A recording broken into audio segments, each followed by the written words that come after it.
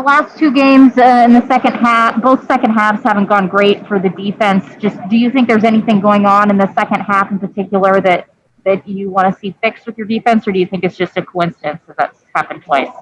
It could be a mix of a coincidence, as well as, just not all the way there yet. We just have some mishaps here and there that are creating those explosive plays, that are creating some of those issues. So really, I think it's just, locking in a little bit more, keep getting better.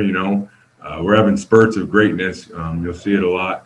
In that first half, we just have to make that transition to that next half. And just continuing that, I think, this is going to be a special defense. We had a lot of great leaders on the team, got a lot of great coaches that are pushing us to be better. So I think it's just an uphill climb to the top.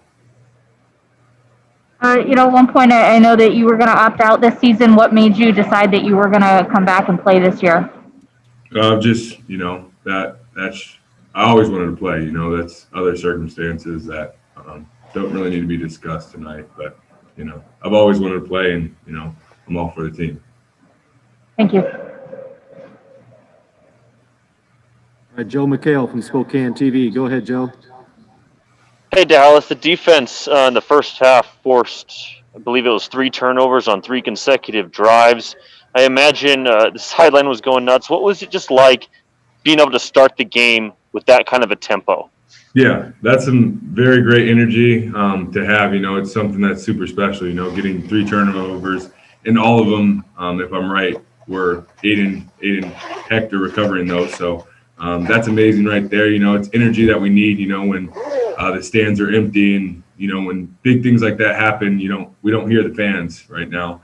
So it's great to see, the team energy, and just knowing that we keep causing these turnovers is a great thing. And, if we could just translate, like I said at the past question, translate those first half successes to the next half, it's going to be great things coming. You mentioned Aiden, and I just wanted to ask about him. What are you seeing from him? He's such a young guy to be able to play at the level that he's playing the last couple of games. What are you seeing from Aiden? Yeah, Aiden's, man, that man's a player.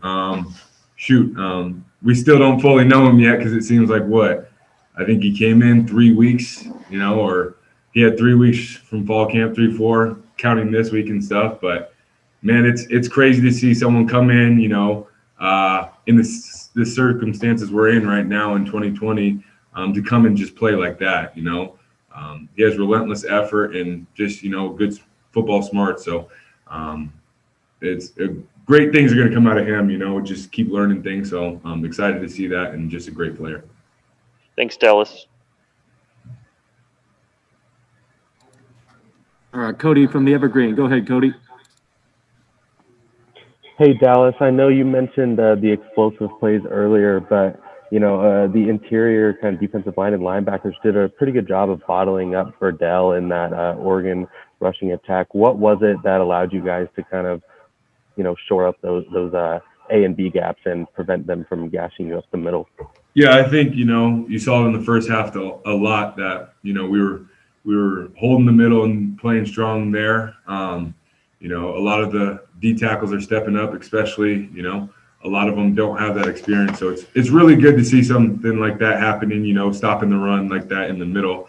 A few of them, we had some mishaps here and there. So I think just keep tuning everything up. We're going to see some great things. Our linebackers are playing well, and everyone's playing well really on the defense. It's just a few things here and there causing those explosive plays. So we just got to keep it up. And how hard is it to kind of defend those RPOs, the run pass options that Oregon was running? I know they went to those on a lot of big downs. Just what kind of stress does that put on a defense, having to defend all these options at once?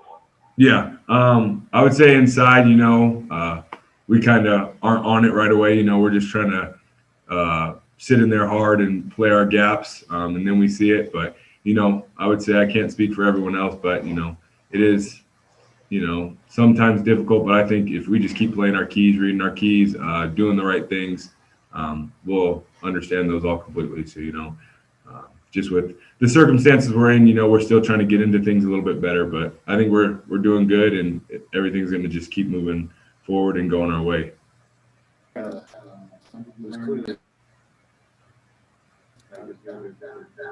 All right, Theo, go ahead.